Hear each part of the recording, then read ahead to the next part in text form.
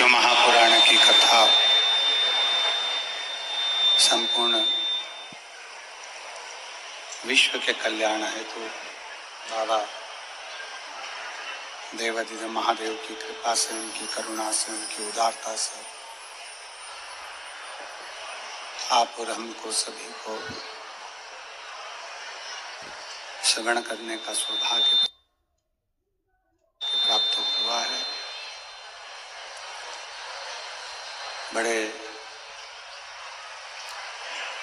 भाग्यशाली हैं सभी श्रोता भाई बहन जो इस पवित्र पावन शिव महापुराण की कथा को श्रवण करने के लिए फरीदाबाद हरियाणा की ये पवित्र भूमि, जिस भूमि पर स्वयं भगवान कृष्ण गीता का ज्ञान प्रदान करते हैं, ऐसी पवित्र धरा हरियाणा आप और हम सब मिलकर भगवान देवादिदेव महादेव की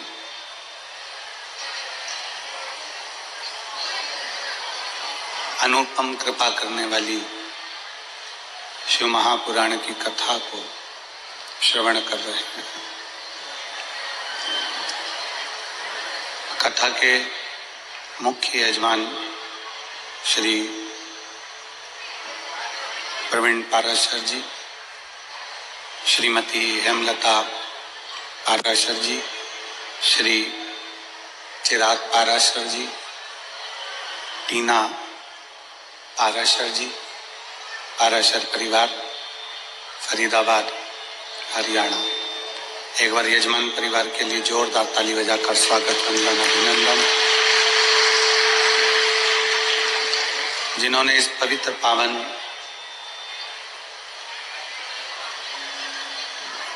शिव महापुराण की कथा का लाभ आप हम सबको दिया है।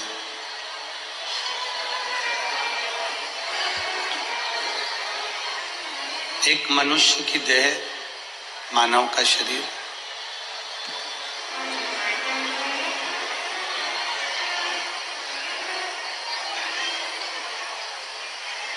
और दूसरे नंबर पर यह भगवान शिव की अविरल भक्ति।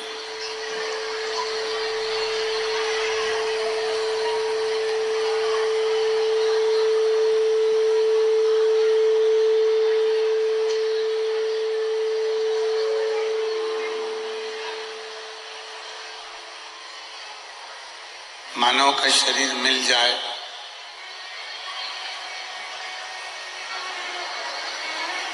और मालूम पड़े कि हम भगवान देवादिदेव महादेव की अविरल भक्ति से दूर हैं,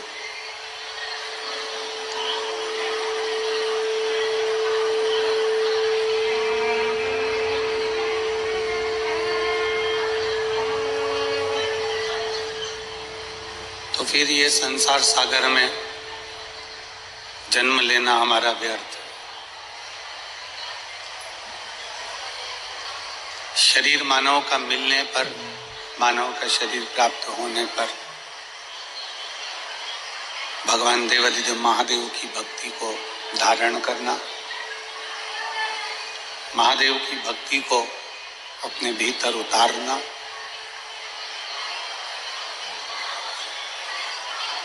अगर शरीर मनुष्य का मिल गया और मनुष्य का शरीर मिलने पर शिव भक्ति आप कर रहे हैं, भगवान शंकर की विरल भक्ति को आप अगर धारण कर रहे हैं, भगवान शिव का यदि आप भजन कर रहे हैं, तो ये मानकर चलें कि फिर इस मृत्यु लोक में दूसरा जन्म हमारा नहीं है। जगत गुरु शंकराचार्य जी ने अपनी वाणी में, अपने शब्दों में कहा है कि पुनरपि जननम पुनरपि मरणम के प्रपंच से छूटने के लिए शिव की भक्ति जरूरी है।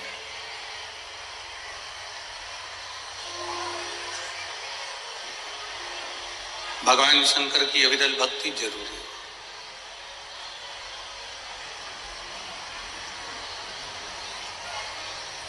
एक चक्र चलता है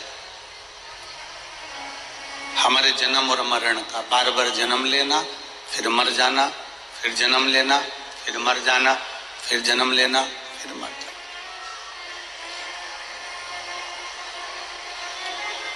ये जन्म और मरण का जो चक्र है, इस चक्र का पहिया शिव रोक सकते हैं।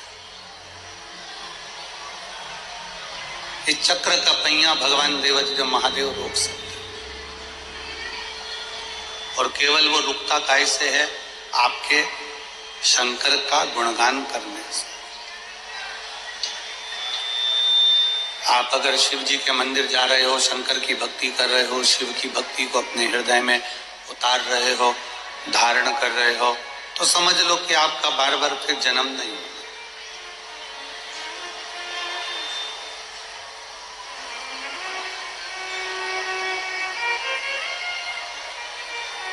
भीड़ बहुत होती है ना, तो लोग धक्का मारते हैं।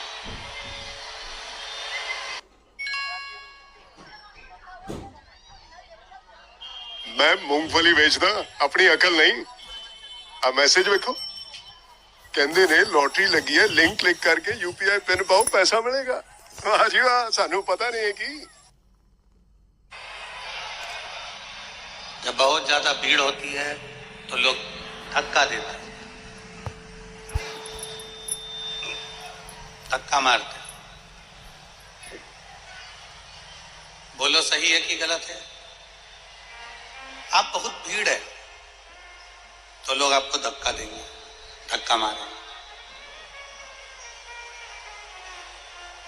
उसी तरह भीड़ में लोग जैसे धक्का मारते हैं, उसी तरह जब हमारा पाप बहुत बढ़ जाता है, बहुत पाप बढ़ जाता है, तो वो पाप भी पुण्य को धक्का मारता है कि तू यहां से हट जा। हमारा पाप पुण्य नहीं करने देता, पाप पुण्य को प्रबल नहीं होने देता, पाप पुण्य को धक्का मारकर एक और कर देता।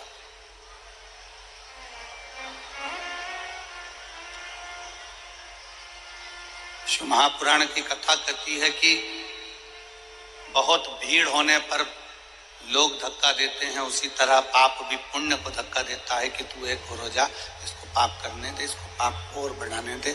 पाप जब बढ़ेगा तो ये अच्छा कर्म अगर करेगा तो इसको भगवान की शरणागति मिल जाएगी, और अगर पाप ही पाप करता रहेगा, बेकार ही बेकार कर्म करता रहेगा, तो फिर भटक जाएगा।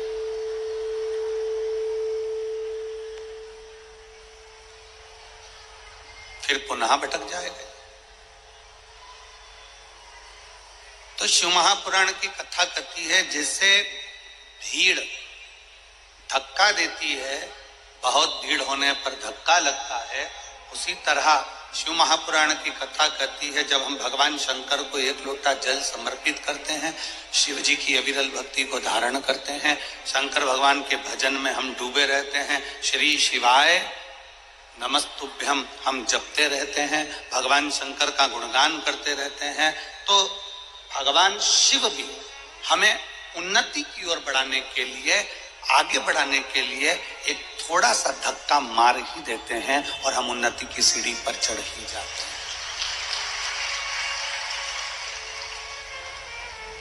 मान लो यदि किसी एक लक्ष्य को आप लेकर बैठे हैं,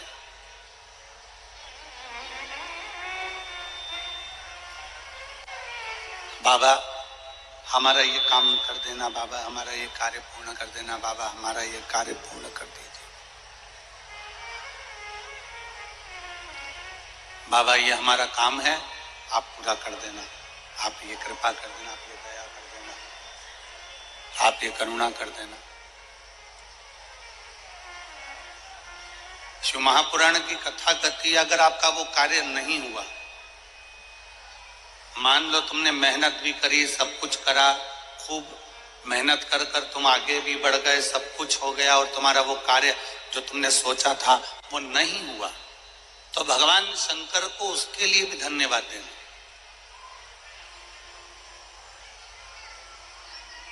तुम्हारा सोचा हुआ कार्य अगर नहीं हुआ है तो भगवान शंकर को उसके लिए भी धन्यवाद देना कि बाबा, हो सकता है कि तूने मेरे लिए और भी कुछ अच्छा सोच कर रखा होगा, इसलिए अभी तूने वो कार्य नहीं होने दिया, आगे चलकर तू जरूर करेगा। हम ये विचार ना करें, हम हमारे मन में ये भाव उत्पन्न ना करें, हमारे मन में ये विचार लेकर ना आए, हमारे मन में हम ये भाव लेकर ना आए कि बाबा ने हमारी नहीं सुनी या बाबा ने हमारे लिए कार्य नहीं किया ना।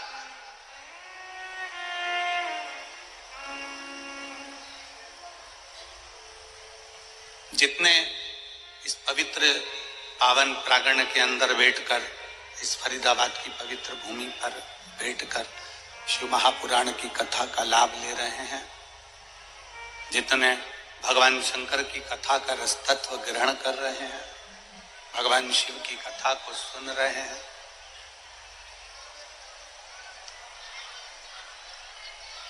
आप अपने मन में एक भाव लेकर आओ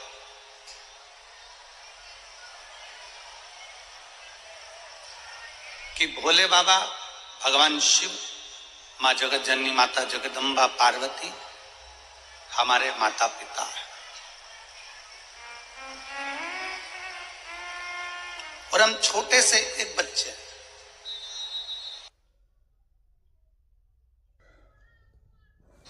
हम बहुत बड़े नहीं, हम बहुत छोटे हैं। बड़े बने रहने में कहीं ना कहीं तकलीफ हो जाती है, छोटे बने रहने में कोई तकलीफ नहीं। यहाँ जितने बड़े बड़े बैठे हैं ना, जितने यहाँ पर बड़े बड़े अधिकारी बैठे हों, फैक्ट्री के मालिक बैठे हों, जितने पदाधिकारी गण बैठे हों, जितने 2-4 मकान, बंगला, गाड़ी, जमीन जायदाद के खूब पैसे वाले भक्त बैठे हों, तो उनसे पूछना कि एक साधारण सा भक्त और एक धनपति, दोनों में क्या अंतर? जो ज्यादा बढ़ता चले जाता है, मानसिक टेंशन उसको बढ़ता चले जाता है। जो साधारण है, एकदम छोटे से मकान में रह रहा है, अपनी जिंदगी मस्त होकर जी रहा है, 2 रोटी प्रेम की खा रहा है, गाड़ी है, धर्मपत्नी, बच्चे अच्छे से पढ़ाई भी कर रहे हैं, सब कुछ अच्छी जिंदगी जी रहा है, उसको कोई टेंशन नहीं, वो अपना जीवन जी रहा है।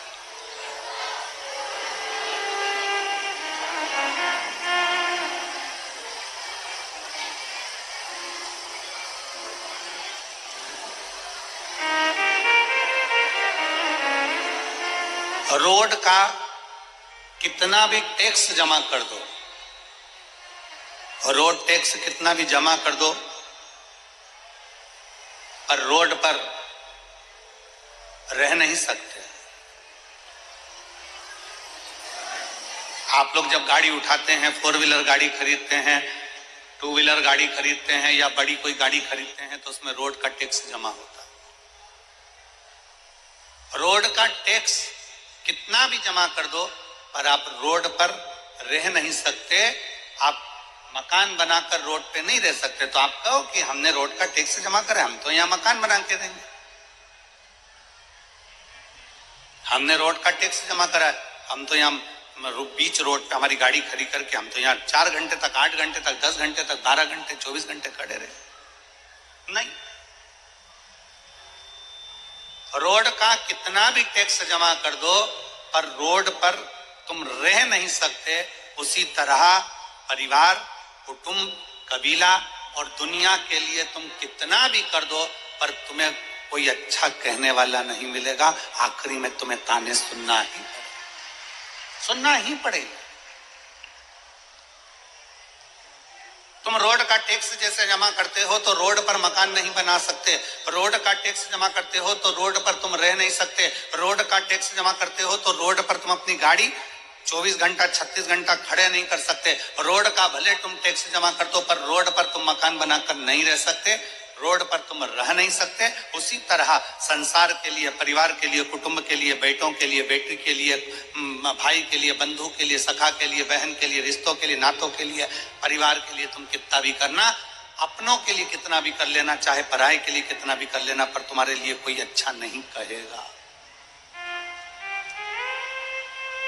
तुम इस विचार को छोड़ दो, तुम इस मन से ये विचार निकाल दो कि कोई तुम्हारे लिए अच्छा कहे। पर शिव महापुराण की कथा कहती है, रोड का टैक्स जमा करो पर रोड पर मकान नहीं बना सकते हैं। दुनिया के लिए कितना भी कर लो पर अपशब्द सुनने को ही मिलता है। और शिव महापुराण की कथा कहती है कि शंकर को अगर तुमने भूल से भी एक लोटा अगर जल समर्पित करा है, तुम्हारे मरने से पहले, मरने के बाद की गारंटी तो हम भी नहीं देते और ना हमारा शिव पुराण देता। यहां तो जीते जी की गारंटी।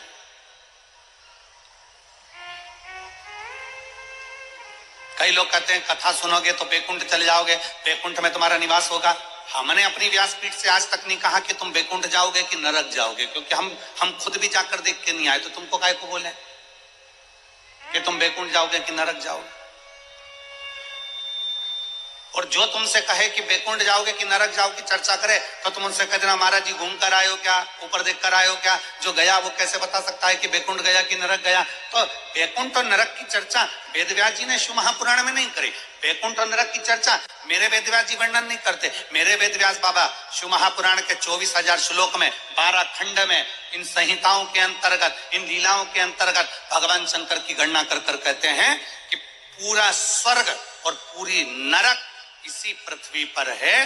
बस आप शिव महापुराण की कथा कहती है, जब एक लोटा जल हम देवाधिदेव महादेव को समर्पित करते हैं, शंकर जी को जल चढ़ाते हैं, तो तुम्हारा चढ़ाया गया जल तुम्हारे मरने के बाद क्या देगा, इसका वर्णन शिव पुराण नहीं करती। पर शिव पुराण कहती है कि तुम्हारा अगर एक लोटा जल तुम महादेव को चढ़ा रहे हो, तो यह पक्का है कि तुम्हारे मरने से पहले वो जल तुम्हारा कल जरूर बदलेगा। ये निश्चितता है।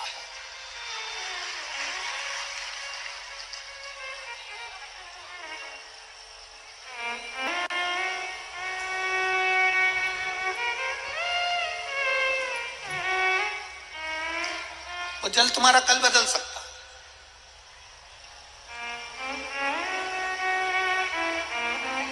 आपने शिव जी को जल चढ़ाया है,